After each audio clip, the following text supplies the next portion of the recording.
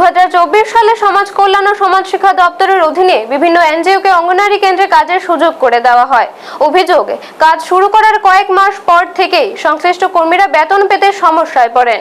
গত প্রায় 9 মাস ধরে বেতন না পাওয়ার অভিযোগে সমাজ কল্যাণ ও সমাজ শিক্ষা দপ্তরের অধিকর্তার কাছে ডেপুটেশন দেন তারা। ডেপুটেশন শেষে সংবাদ মাধ্যমের মুখোমুখি হয়ে কর্মীরা জানান, দীর্ঘদিন ধরে কাজ করেও বেতন না পাওয়ায় তারা সমস্যায় পড়েছেন। দ্রুত বকেয়া বেতন মিটিয়ে দেওয়ার দাবি জানান তারা। পাশাপাশি কর্মীদের আরো অভিযোগ, আগে এই কাজের ক্ষেত্রে কোনো নির্দিষ্ট শিক্ষাগত যোগ্যতার প্রয়োজন ছিল না, কিন্তু বর্তমানে শিক্ষাগত যোগ্যতা না থাকার কারণে কিছু কর্মীকে কাজ থেকে সরিয়ে দেওয়া হচ্ছে বলে অভিযোগ করেন তারা। তাদের দাবি, দীর্ঘদিন কাজ করার পর হঠাৎ করে যোগ্যতার প্রশ্ন তুলে কর্মীদের বাদ দেওয়া হলে তারা আর্থিকভাবে সমস্যায় পড়বেন।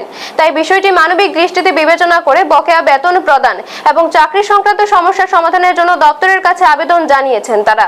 ব্যুরো রিপোর্ট, নিউজ তৎকাল 24।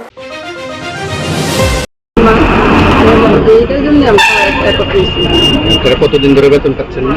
আমরা তো এমনিতে এটার বেতন ক্লিয়ার, আর এনজিওর যে বেতন এটা অনেক 9 মাসের রয়েছে।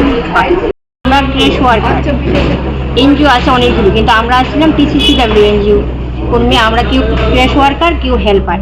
কিন্তু 2024-এ আমরা অঙ্গনওয়াড়ির সঙ্গে মার্চ করা হয়েছে। মার্চ করার পর কিছু কিছু লোক আমাদের কর্মীরা ভাগ করছে, কারণ তারা কোয়ালিফিকেশন কম। কিন্তু এত বছর পরে, কেউ 10 বছর, কেউ 15 বছর চাকরি করার পরে কি করে কোয়ালিফিকেশনের এত টান পড়লো যে কোয়ালিফিকেশন যারা নাই তারা বাদ। তারপরও তারা মাইনে নিচ্ছে কিছু লোক, আর কিছু লোক তারা বলছে যে হেল্পার পদে যারা ইচ্ছুক তারা হেল্পার পদে দিব। কিন্তু হেল্পারে যারা পাওয়ার যোগ্য তার 2-4 জনে দেওয়ার পর এখন পর্যন্ত তারা আর কারোই দিচ্ছে না। তারা যদি কর্মীরা আসলে বলে যে আমরা তো মিনিস্ট্রিতে পাঠাইছি, এখনো তো কোনো খবর নাই। 2 বছর হয়ে যেতেছে, তারা কি ডিপার্টমেন্ট কি এরকম তারা আমরা দিকে চায় না, নাকি দেওয়ার ইচ্ছা নাই। আপনারা দেখছেন নিউজ তৎকাল 24।